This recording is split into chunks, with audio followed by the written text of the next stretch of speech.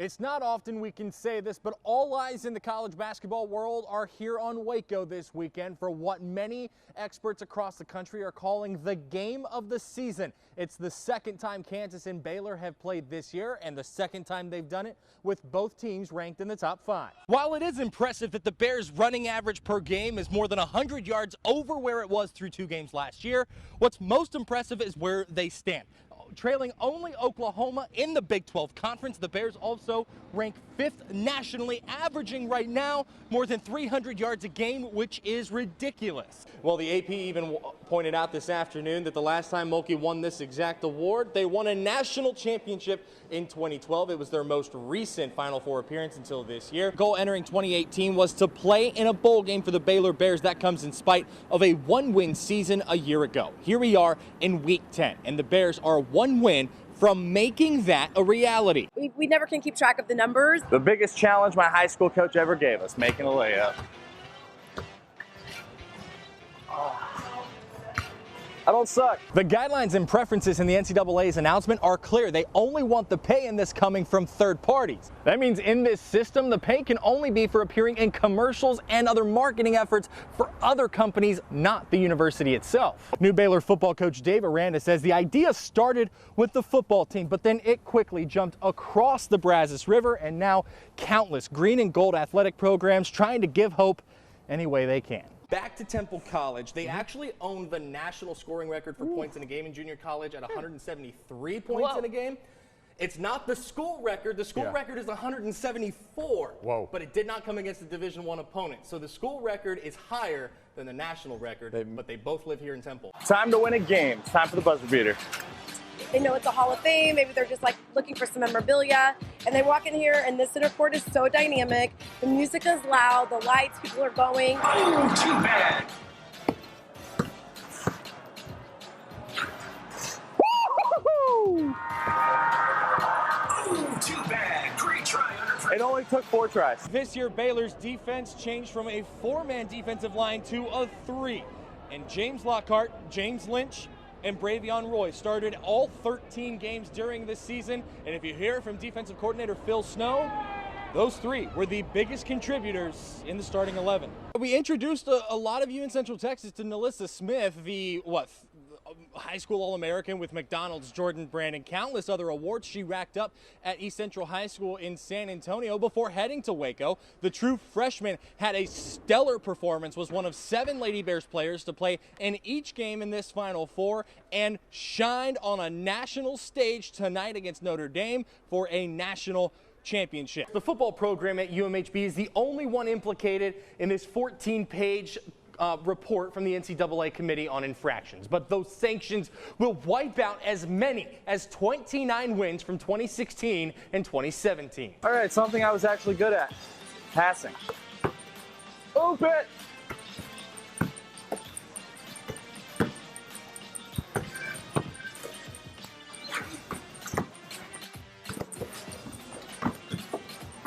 Well, through 8 games, the Baylor offense has turned the ball over 10 times. That's an average of 1.25 per game, which isn't bad. That's even down from 1.5 through 13 games last year. But in the series against TCU since Matt Rule arrived in Waco, the Bears are averaging 3 per game. I'm here with 3-time All-American and now a national champion, Kaylani Brown. When you saw your Corvette, did it kind of hit you finally? I'm a national champion? It did. Jalen Hurts has stepped right in. Yeah, that's the College Football Playoff Committee on the Sooners. This week's opponent for Baylor and what's likely the national game of the week. 9-0 meets 8-1. Number 12 hosts number 9. The Big 12's top scoring offense faces the Big 12's top scoring defense. There are tons of fascinating storylines Saturday night when Baylor faces Oklahoma in Waco. Baylor rattled off the game's final 21 points to take a 45-27 win over Oklahoma State Saturday. In fact, in the first half, Charlie Brewer was sacked 4 times. And if you want to see where the adjustments came in the second half, Brewer didn't take a single sack on the way to the win. I'm 6'4", I should have no problem with this.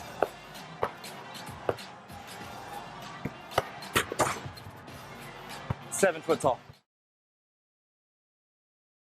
We're exactly 4 weeks now from the start of practice for the 2020 Texas high school football season. There are still so many more questions and answers in sports, including, are we going to be able to play football in the fall? If we can't, what does that mean for recruiting in the 2021 cycle? Well, one local high school is trying to help our country find that answer. And thinking about our kids and their future, how we're going to get our kids recruited if we don't play. Neil Searcy has a former college teammate who helped launch recruiting analytics. After years of helping college coaches across the country see advanced metrics on high school prospects, things like miles per hour during games, Quillin jumped on board. If we don't play a down of football this year, our kids can still be recruited and be seen by all the colleges around the country. Searcy's Kangaroos are helping beta test the service for high school coaches to get more of their kids seen and make it easier to get film to more coaches than the old school methods of networking at coaching conventions and seminars. It helps break down game speed and use game film to show the speed to college coaches. And that's something they can do even if they don't play the 2020 season. And this is a great tool for that because we can take all of our kids' old film and we can do all the analysis on it. Searcy says it's pretty exact too. And Kadarius, he maxed out at 19.5 miles per hour on a touchdown run that we used. And then Jaden, he had an interception return early in the season, and his max speed was 21.1 miles per hour. The reason they use game speed instead of things like 40 times is because it shows speed with pads on in game situations, unlike a 40-yard dash, which would be done typically not in pads and in a non-football setting. Kurtis, Baylor lost 3 of its last 5 to end the regular season, but it's important to remember what this team is capable of. Remember, it wasn't that long ago. Baylor won a Big 12 conference record 23 straight games, and when College Game Day went to Waco ahead of the top 3 marquee clash between the Bears and Jayhawks, the crew pointed out what it is about Baylor that makes the Bears so poised to make a run this month. Most important thing going into postseason is having a fresh mind, fresh legs, and being healthy. The Baylor Bears have set a few program records this season. Most conference wins, longest win streak in Big 12 conference history, and best finish in the conference since the Big 12 formed at second place. But now they're 3 wins from their first Big 12 tournament championship. I don't think it matters so much, as Baylor and Kansas, are they going into the postseason with 3 losses or 2 or 1 or whatever it is. I don't think that's that big of a deal. Going into, because it's possible that Baylor and Kansas could play 4 times this year. The way they play, I love this Baylor team. They remind me of an old school Big East team, quite honestly. At 15-3 in Big 12 play, the Bears have a 6-game lead on the 4-way tie, which congested third place between Texas, Texas Tech, West Virginia, and Oklahoma. A big part of why Baylor's defense. According to KenPom, the Bears are 4th in the country in defensive efficiency behind Virginia, Kansas, and West Virginia. However, Baylor has allowed the fewest points per game of any team in the Big 12 at 60.1. Kansas was in second at more than a half point per game more than the Bears. They're a very good tempo control team. It's not 1,000 miles an hour, but they're good on both ends. Their spacing is really good on offense. But experts are still looking at the Big 12 as a 2-horse race. All the major projections still show both Kansas and Baylor on the one line when the bracket is unveiled in 5 days.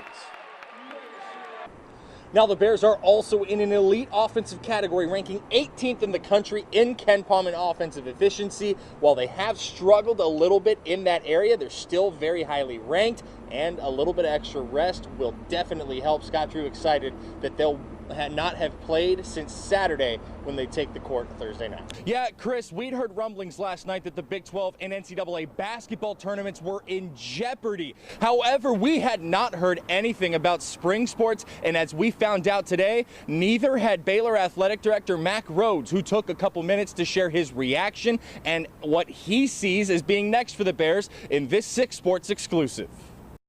The in-state tournament, I think we all found out like everybody else did. March Madness is entirely off the basketball court this year. The NCAA announcing Thursday it's canceled all remaining winter and spring championships beginning with basketball. The first thing you think about is your student athletes, right? And you certainly think about their safety. There's that side of it, but you think about the devastation of them not not being able to play. You think about our seniors, you know. That means seniors who thought they had more to be played are likely done. You know, I think about Lauren Cox and Juicy and Freddie and Devontae. And Mac Rhodes has been the athletic director at Baylor since 2016. In an exclusive interview with 6 Sports, he says with all of the uncertainty surrounding coronavirus, he would have preferred seeing the NCAA try to postpone spring sports championships first. But I'm not sure how we got to canceling spring sport championships.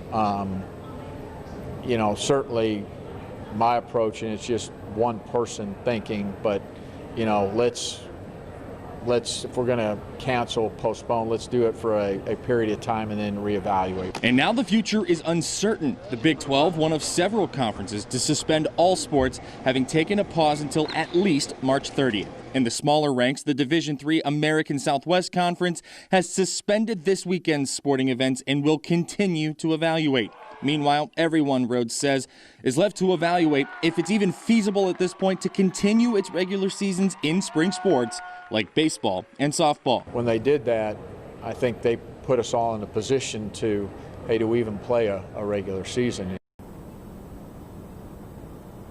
The Baylor baseball team announced today it is under a 14-day self-quarantine after coming in indirect contact with 3 TSA agents in San Jose, California during his weekend trip to play Cal Poly this past weekend. Nikki Lattarulo has those details headed your way coming up in sports. For now, live outside Municipal Auditorium in Kansas City, Missouri. Kurtis Quillin, 6 Sports.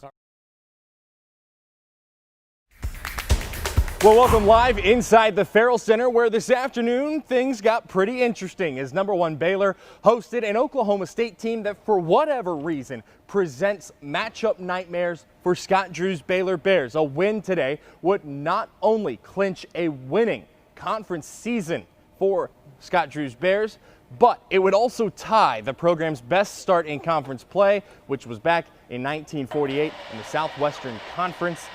This game, physical inside the Farrell Center, 51 fouls called in total. Let's start in the first half. Maceo Teague is on the wing. He moves up, steps back, 3, bang. Teague dialed in, and the Bears are up by 4. Mid-first half, Jared Butler driving, spins, kicks, Teague from the corner, got it. Timeout, Oklahoma State. 3 of Teague's game-high 24 points, Bears up 9 at the break. Second half, Teague in transition from Butler behind the back. Mark Vital slams it home. Get on your feet. Bears up by 7. Pokes not going away though. Lindy Waters on the wing finds Cam McGriff inside for the slam. That ties it at 51. Next possession, Davion Mitchell on the wing, drives baseline, gets the roll to go, draws the foul. Baylor back up by 3. OSU saw 4 players foul out. Its coach ejected with 9 seconds left as Baylor survives the Cowboys 78-70. Free throw shooting is one of the most contagious things. We got really good free throw shooters, and when you miss front ends and one-on-ones and you miss free throws, it's hard to win close games. And again, I say this all the time because I can't state it enough, and that is for 6 straight years, the #1 conference in the country has been the Big 12, and it's never been because of team number 1, 2, or 3. It's been because of team number 6, 7, 8, 9, and 10. Quick turnaround for the Bears. They will head to Austin for big Monday 8 o'clock tip inside the Irwin Center against the Longhorns.